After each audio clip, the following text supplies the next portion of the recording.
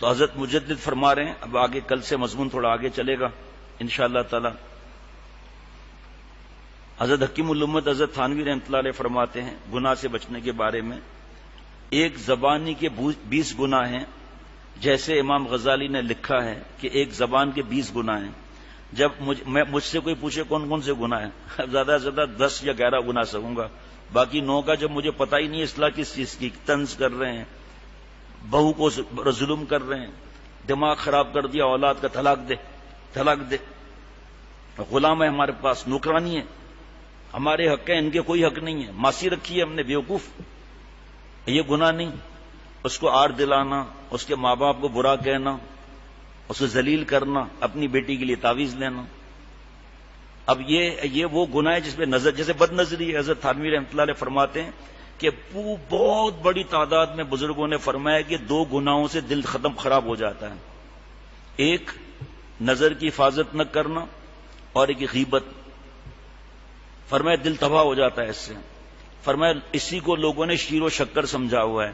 پھر فرمایا آگے افسوس کہ عوام خواص بھی اس میں مبتلا ہیں۔ جس کا نظر مال پر ہو تو یہ فرعون اور قارون کا ورثہ ہے۔ ایک بزرگ دعا کرتے ہیں کہ اے اللہ میں اس پر راضی ہوں، ہم اس پر راضی ہیں کہ آپ دنیا لوگوں کو دے دیں، ہم آپ سے آپ کی رضا مانگتے ہیں، شریعت اور سنت پر چلنا مانگتے ہیں، ہم اس پہ راضی ہیں چاہے چٹنی روٹی کھائیں۔ آج بھی نشان لگائیں، حضرت مفتی اعظم مفتی شفیع صاحب رحمۃ اللہ علیہ کتاب پر طلباء کے لیے نصیحت، کہاں جا رہے ہو بھائی، آپ کا منصب کیا ہے؟ جو منصب کو چھوڑ کر دنیا کے پیچھے لگ جائے اس نے اپنا منصب چھوڑ لیا۔ ایک آدمی ڈاکٹری کرتا ہے، اس کا منصب ہے کہ میں ڈاکٹری کروں گا، وہ چھوڑ کے پرچون کی دکان کھول دے یا پان کی دکان کھول دے تو کیا کہیں گے؟ اور یہاں اتنا بڑا منصب دین کا، مالداروں سے مروب ہو گئے، اللہ تعالیٰ ناراض، خوش، کچھ پرواہ نہیں۔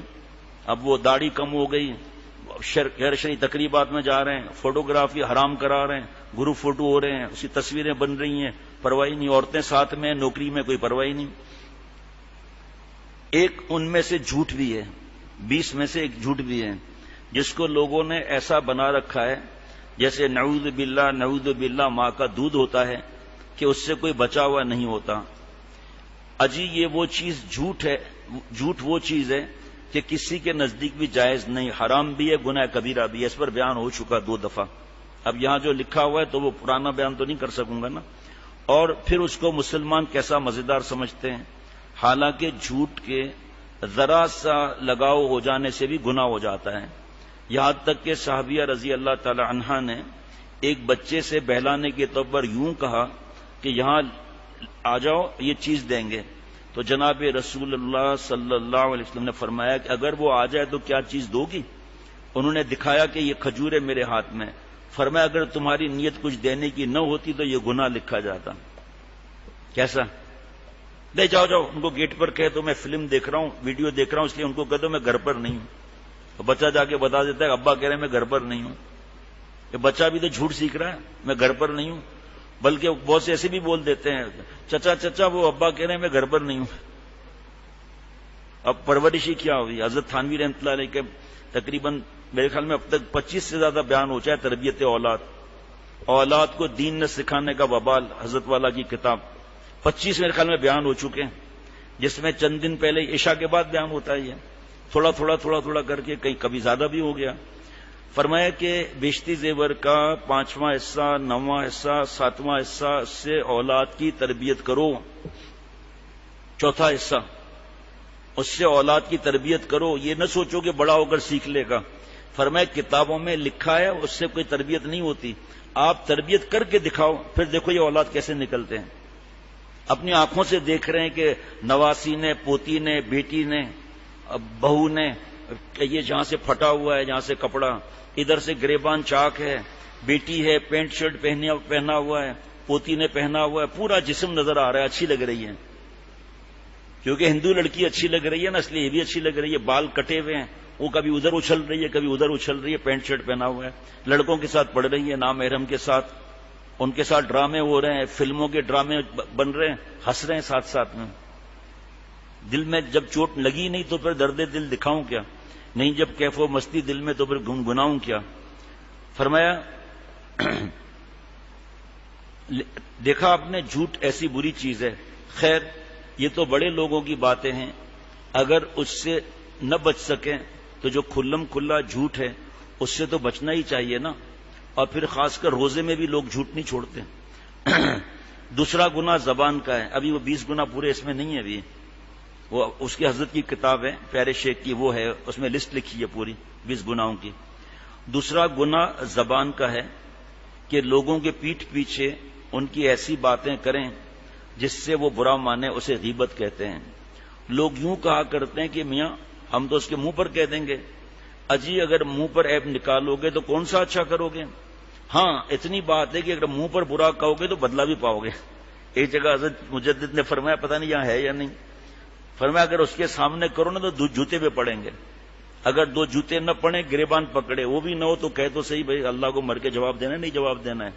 آپ ایسا غلط بات کر رہے ہیں، مجھ سے پوچھیں، میں قسم کھا کر کہتا ہوں کیا بات ہے. اسی لیے اللہ تعالیٰ فرما رہے ہیں نا مفہوم، کیا تم اس کو پسند کرتے ہو کہ اپنے مردہ بھائی کا گوشت کھاؤ؟ حضرت پیارے شیخ العرب والعجم رحمۃ اللہ علیہ سے پوچھا، حضرت مطلب؟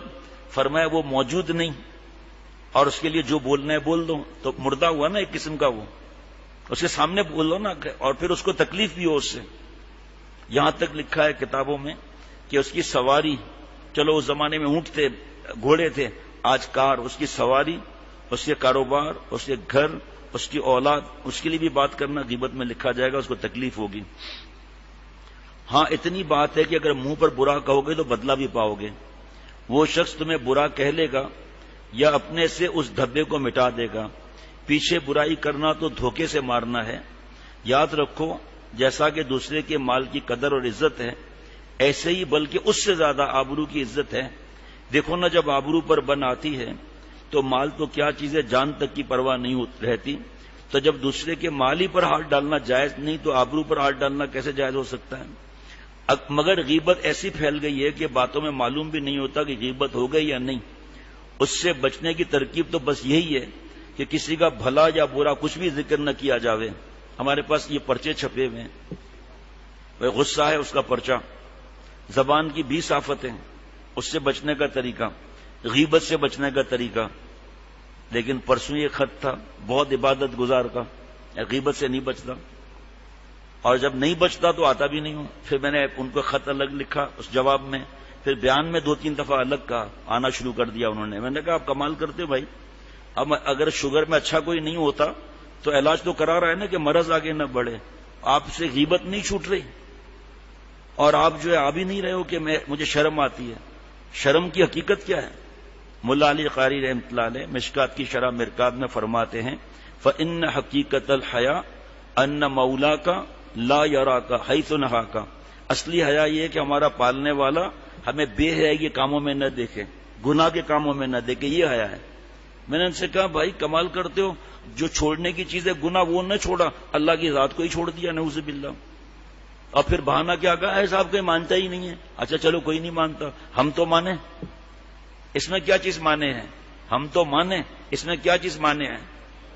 آپ خود فیصلہ کر لو آپ. اس لیے اس چیز کی فکر ہونی چاہیے کہ اللہ کو ہم راضی کرنے والے بن جائیں.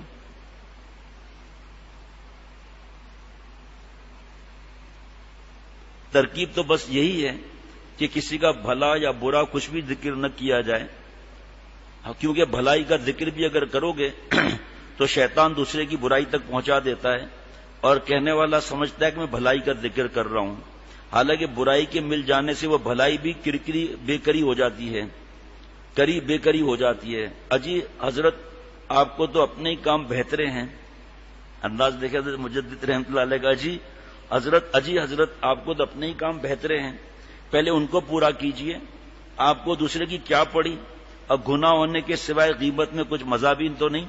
اور دنیا میں نقصان یہ ہے کہ جب دوسرا آدمی سنے گا تو عداوت دشمنی پیدا ہو جائے گی، پھر آپ خود سمجھ لیجئے اس کا کیا اثر ہوگا. اسی طرح زبان کے بہت گناہ ہیں، سب سے بچنا ضروری ہے. ایک گناہ روزے کے ساتھ خاص ہے، وہ یہ کہ حرام مال سے روزہ افطار کیا جاوے. بڑے تعجب کی بات ہے، خیال تو کیجئے کہ اس مہینے میں حلال کھانا بھی ایک وقت تک چند گھنٹوں تک حرام ہو گیا. پھر یہ کون عقل کی بات ہے کہ دن بھر تو اسے لوگ چھوڑے رہیں اور شام کو حرام سے افطار کریں. اللہ تعالیٰ دین کی سمجھ عطا فرمائے، اپنا قرب عطا فرمائے. سبحان اللہ. اس لیے بعض کے لوگوں کے دماغ خراب ہیں اور کہتے ہیں کہ رزق کے حلال تو پایا نہیں جاتا سوائے اس لیے کہ دریا سے مچھلی شکار کر کے کھائی جاوے یا سبزی کھا کر یا گھاس چر کر پیٹ بھر لیا جاوے. اور اس کے بارے میں کچھ قصے مشہور کیے ہوئے انشاءاللہ تعالی بعد میں. اللہ تعالیٰ اپنی رحمت سے عمل والا بنا دے، عافیت کی حیات نصیب فرمائے. اللہ تعالیٰ اپنے دوسروں کے عیب دیکھنے کی بجائے ان کی نیکیاں دیکھیں اور اپنی نیکیاں دیکھنے کے بجائے اپنے عیب دیکھیں. آپ کو یاد ہوگا واقعہ سنایا تھا، موقع نہیں ہے صرف ایک جملہ سنا دیتا ہوں. جب حضرت مولانا الیاس صاحب رحمۃ اللہ علیہ کے پاس وہ طالب علم آیا تھا شکایت لے کے بوڑھے خانسامہ کی، یاد ہوگا نا، تو حضرت نے کیا ڈانٹا تھا؟ بھاگو یہاں سے، میرے پاس دوسروں کی شکایتیں مت لگایا کرو، میرے پاس اپنی شکایتیں لگایا کرو، اصلاح فرض ہے، اپنی فکر کرو. اور پھر ان کو ڈانٹ کے فرمایا جاؤ بوڑھے سے معافی مانگو. جب بوڑھا آیا کہ میں نے طالب علم نے اس طرح کیا، فرمایا خاموش، میرے پاس دوسروں کی شکایت مت لایا کرو، اپنی شکایت لایا کرو. ادھر ان کو فرمایا بوڑھے سے معافی پڑھو اعظم الیاس صاحب رحمۃ اللہ نے، ادھر بوڑھے سے فرمایا تمہیں شرم نہیں لگتی؟ وہ آپ صلی اللہ علیہ وسلم کا مہمان ہے، تمہارے لیے تو سعادت ہے ان کے لیے کھانا بنانا، جاؤ اسے معافی مانگو. اس کو اصلاح کہتے ہیں، مکھن لگانے کو تھوڑی اصلاح کہتے ہیں کہ ڈر کر سچ بولا ہی نہیں، بس میں اگر سچ بولوں گا کل سے وہ آئے گا نہیں، نہ آئے تو نہ آئے، ہر ایک کی مرضی ہے.